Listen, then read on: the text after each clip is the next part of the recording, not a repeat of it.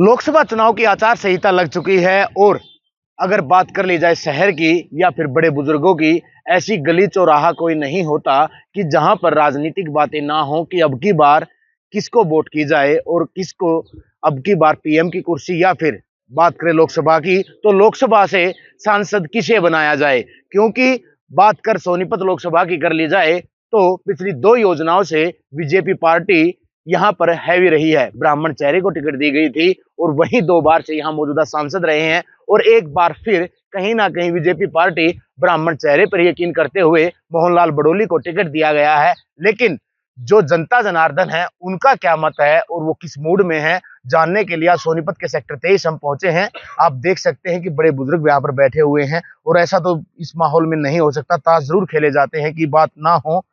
जी, सबसे पहले सवाल आपसे यही रहेगा कि क्या नाम है और अब जिस तरह का माहौल आप देख रहे हैं, 10 साल से बीजेपी की सरकार रही, मूड क्या है, अब की बार वोट किसको? ऐसा है, लगातार महंगाई और बेरोजगारी बहुत बड़ी समस्या है इस देश में और लगातार 10 साल से ये सरकार रही है। लेकिन उसके बावजूद भी यहाँ पता नहीं कितनी समस्याएं हैं, ढेरों समस्याएं हैं। सेक्टर में तो विशेषकर समस्या है ही है। यहाँ की तो समस्या का निजात होना ही मुश्किल है, सरकार चाहे कोई भी आ लो, लेकिन काफी मुश्किल है। और बीजेपी ने भी 10 साल तक बेरोजगारी को बढ़ाया है और महंगाई को बढ़ाया है। ठीक, तो वोट किसकी तरफ जाएगी अब की? वोट हमारी अब की बार कांग्रेस को जाएगी। बीजेपी तो ये कह रही है कि हमने बहुत ज्यादा विकास कार्य किए हैं, 10 साल जनता को ही दिए हैं, फिर भी आप कह रहे हैं कि नहीं, काम नहीं हुआ। विकास नहीं, दमन ज्यादा किया है।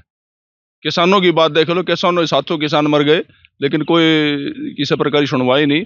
जो आदमी ये कहता है, मतलब हमारे देश के प्रधानमंत्री ये कहते हैं कि मेरी तो फितरत है कि मैं मतलब गिन गिन के बदले लेता हूँ और मैं आगे कदम बढ़ा देता हूँ तो पीछे नहीं हटाता। तो इस प्रकार के प्रधानमंत्री को सोच समझ के कहना चाहिए कि क्या कह रहा हूँ मैं, क्या नहीं कह रहा हूँ। तो कहीं ना कहीं 10 साल के बीजेपी का राज रहा जी, उससे पहले 10 साल कांग्रेस थी, तो अब की बार वोट किसको? भाजपा को। आम मतदाता वो भाजपा में, भारतीय जनता पार्टी में, पर्टिकुलरली नरेंद्र मोदी के उसमें देश की उन्नति और प्रगति की तरफ देख रहा है। भाजपा को इसलिए वोट देंगे। और कोई कारण तो नहीं है जी कि मोदी कोई चेहरा देख रहे हो उसके हिसाब से आप वोट कर रहे हो? हाँ, उसी हिसाब से वोट कर रहे हैं। उम्मीदवार कोई भी हो जाए? हाँ, उम्मीदवार कोई भी हो। अभी दूसरा ये है कि कांग्रेस का कैंडिडेट नहीं आया है, बाकी तब देखेंगे कि क्या होगा क्या नहीं होगा। लेकिन वोट बीजेपी को ही? वोट बीजेपी को। क्या नाम है जी? राजेंद्र सिंह। राजेंद्र जी, अब की बार वोट किसको? मेरा वोट कैंडिडेट को जाएगा। क्यों? क्योंकि मैं प्रेफर करता हूँ आदमी को, जो बढ़िया आदमी होगा उसको वोट दूंगा। पार्टी मैंने सब देख ली, पार्टी लोगों को फद्दू बनाती है, चाहे कांग्रेस है चाहे बीजेपी है। देश में मुद्दा है महंगाई और भ्रष्टाचार, इनकी तरफ किसी का कोई ध्यान नहीं है। जातिवाद और धर्म के ऊपर देश को बंटवारा कर रखा है। और जहाँ तक कांग्रेस की बात है, कांग्रेस कोई पार्टी नहीं है, एक गिरोह है कुछ परिवारों का, उससे अलग वो सोच ही नहीं सकते। मैं, उसके बाद मेरा बेटा, उसके बाद मेरा पोता, उसके बाद मेरा फलाना। इसलिए कांग्रेस से एलर्जी इतनी हो चुकी है जिसका कोई अनुमान नहीं। और बीजेपी जो है वो धर्म के खिलाफ, धर्म को आडंबर बना के चुनाव जीतने तक रही है, बेरोजगारी तरफ कोई ध्यान ही नहीं है। लेकिन मोदी की एक बात के लिए मैं तायद करता हूँ, उसने इस वंशवाद की राजनीति को ध्वस्त करके रख दिया। तो कहीं ना कहीं हम कह सकते हैं कि मौजूदा जो सांसद रहे यहाँ से, रमेश कौशिक, लगातार बदमाश आदमी का जिक्र मत करो, ये फिर आप उस पर कटवाओगे, मैं क्या पता कर दूं।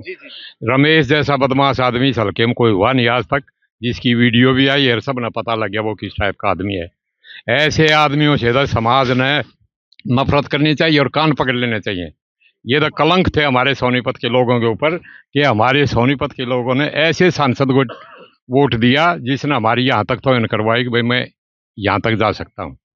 बिल्कुल बिल्कुल। क्या नाम है जी आपका? नाम तो सरकारी जी जी, क्या नाम है अंकल जी? करण सिंह। करण सिंह जी, अब की बार वोट किसको जाएगी? जिसने को उसे दे देंगे।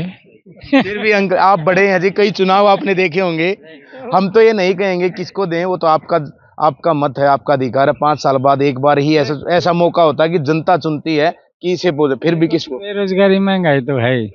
बाकी कैंडिडेट आओगे देखेंगे, कांग्रेस वाला ने खड़ा नहीं करा है, देख कर वोट देंगे। कैंडिडेट देख के वोट देंगे। क्या नाम है? मेरा नाम उमेद सिंह है भाई। मैं वोट कैंडिडेट को देख के दूंगा। कैंडिडेट महंगाई और बेरोजगारी जो हमारी बात को पार्लियामेंट तक पहुंचा सके, जो वहाँ बता सके भाई यहाँ वास्तव में क्या है, हम उसको वोट देंगे। और जो महंगाई का रही है, बेरोजगारी का, किसानों का या किसी से छुपा रहा है नहीं है, तो ये बाहर के वहाँ अमेरिका के साथ दोस्ती होगी, वहाँ के साथ दोस्ती होगी, हमारे किसान तो सुलटे नहीं गए इन पे। तो भाई पहले अपने देश का निपटाओ, बाहर की तो बाद में देखेंगे। हाँ, तो क्या माने हम कि अब की बार जो मोदी लहर पिछली बार थी, अब की बार भी? पिछली बार भी ना थी लहर की, किसकी लहर की बात कर रहे हो? ये तो बस न्यू है भाई अपना। देखो, तो भले ही मोदी बन जा, लेकिन ये जो पिछले बात जो ना किसाना की सुनी, जो अपने की ना सुनेगी तो लहर बार बार चला लहर ने काम सर अपने देश में कोई फिर कौन मान लगा लहर ने। तो भाई सोचना चाहिए, जो हमारे किसान हैं, हमारे गरीब लोग हैं भाई, खास करके बेरोजगारी जवान हंडन लग रहे, वो अग्निपथ क्या योजना चला दी, क्या गए फौजी कौन लड़ेगा उड़ जा गए। तो भाई इस तरह का ध्यान देना चाहिए। योजनाओं को लेकर गुस्सा भी है, लेकिन कैंडिडेट को वोट पाएगी। हाँ, जाएगी कैंडिडेट को। क्या नाम है जी? कुलवीर सिंह। कुलवीर सिंह जी, अब की बार हम ये क्या कहें कि मोदी लहर पिछली बार हैवी रही थी, क्योंकि भूपेंद्र सिंह हुड्डा खुद चुनाव में थे, तो वीआईपी सीट सोनीपत थी। हुड्डा गढ़ कहा जाता है, लेकिन 10 साल से बीजेपी के सांसद से ब्राह्मण चेहरे पे यकीन कर रहे हैं। तो अब की बार आप कैंडिडेट देख के या पार्टी देख कर? पार्टी को देंगे, कांग्रेस को, हुड्डा साहब को। पिछली बार क्या आपको लगा, क्या ऐसा हुआ कि 1.5 लाख से ज्यादा मार्जिन से? पीछे जातिवाद का ज्यादा होता ना, मोदी की ज्यादा लहर थी, अब की बार नहीं है इतनी। लेकिन बीजेपी तो ये कह रही है कि हम 400 बेरोजगारी सब कुछ यार हुआ, किसान बैठे, सरपंच गए, कर्मचारी रोज प्रदर्शन और धरने रहते हैं। या सरकार जातिवाद धर्म इस पर वो करती है ना, तो महंगाई देश में कितनी है, बेरोजगारी कितनी है, उस पर ध्यान नहीं देते हैं। या तो और उसने अपने एजेंडे उसे उठाया जाए, हमने ये कर दिया वो कर दिया। तो वोट कांग्रेस? हाँ, कांग्रेस को जाएगी। आपकी वोट किसको जी? कांग्रेस को जाएगी भाई साहब। कांग्रेस को ही क्यों? क्या 10 साल पहले कांग्रेस थी, 10 साल अब बीजेपी रही, बीजेपी ये दावे कर रही है कि हमने ज्यादा काम किया कांग्रेस से। बीजेपी ने कोई काम नहीं किया, सिवाय भ्रष्टाचार के, सिवाय बेरोजगारी के। ये फैलाया है इन्होंने, जातिवाद फैलाई है, लोगों में नफरत फैलाई है। ओल्ड पेंशन स्कीम बंद कर दी, अपनी पेंशन 5-5 7-7 ले रहे हैं। कर्मचारी 35-40 साल जॉब करता है, उसको कोई पेंशन की सुविधा नहीं। तो हम कांग्रेस को वोट देंगे। वीरेंद्र जी, आपसे भी जान लेते हैं कि किसका प्रभाव आप मान रहे हैं, वोट अब की बार किस? देखिए, जो पीछे 10 साल जो राज किया है बीजेपी ने, वो बिल्कुल लोगों को बहला फुसलाकर ड्रामेबाजी करके लोगों को धर्म के नाम पर एक ठगने का काम किया है। और जो पीछे जो नरेंद्र मोदी से जो अपेक्षाएं लोगों की थी, उसमें कहीं ना कहीं लोग अपने आप को ठगा हुआ महसूस करते हैं। और वर्तमान में कोई भी पार्टी हो, चाहे अल्टरनेट जो भी बीजेपी को हराने का जो काम करेगा, उसी को लोग वोट देंगे। जहां बीजेपी को कांग्रेस हराएगी, कांग्रेस को देंगे, या उसके अलायंस हैं वो हराएंगे तो उसको वोट देंगे। क्या नाम है जी? मेरा नाम राजेश दैया है भाई। दैया साहब, सोनीपत में प्रभाव ज्यादा होता दैया होगा, 2-3 खाप हैं, फिर भी वोट किसको?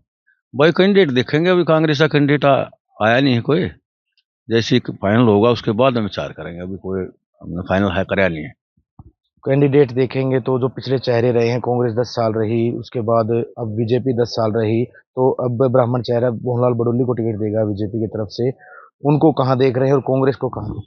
चलो, बड़ोली को दिया है टिकट, वो बीजेपी वालों ने दिया है। कांग्रेस का कैंडिडेट देखेंगे, उसके बाद में ही कुछ पता लगेगा भाई क्या बनता है। फिर भी बीजेपी के कार्यों से खुश हो या ना संतुष्ट? कार्य की मिलीजुली प्रक्रिया मानो, आप कुछ काम अच्छे भी हो रहे हैं और भाई कुछ गलत भी हो रहे हैं। जैसे किसानों के बारे में कोई सुनाई नहीं हो रही, सबसे ज्यादा नाराजगी तो इसी बात की लोगों में यहाँ पर। हाँ,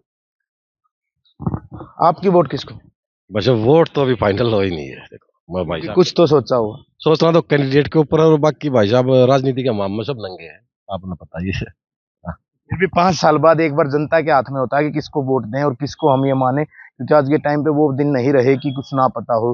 डिजिटलाइजेशन इतना ज्यादा है, फोन से, सोशल मीडिया से भी जुड़े हुए हैं, कहीं भी ना हो लेकिन लोगों के पास खबर पहुंच जाती है कौन क्या कर रहा है। उसके बावजूद आप क्या कहेंगे कि कहाँ सोच रहे हैं? अच्छा, वो अभी तो डिक्लेयर नहीं हुई है। कांग्रेस की तरफ से मेन मुकाबला 2 ही पार्टियों में, उस कैंडिडेट के आने के बाद ही फाइनल होएगा। अभी तो लोग कैंडिडेट हो जाएगा। हाँ, कहीं ना कहीं हम ये कह सकते हैं कि सोनीपत सेक्टर 23 के बुजुर्गों की बात कर ली जाए तो कैंडिडेट चेहरा, क्योंकि कांग्रेस पार्टी अब की बार सोनीपत लोकसभा को हल्के में नहीं ले रही है और कैंडिडेट पर लगातार विचार विमर्श कर रही है।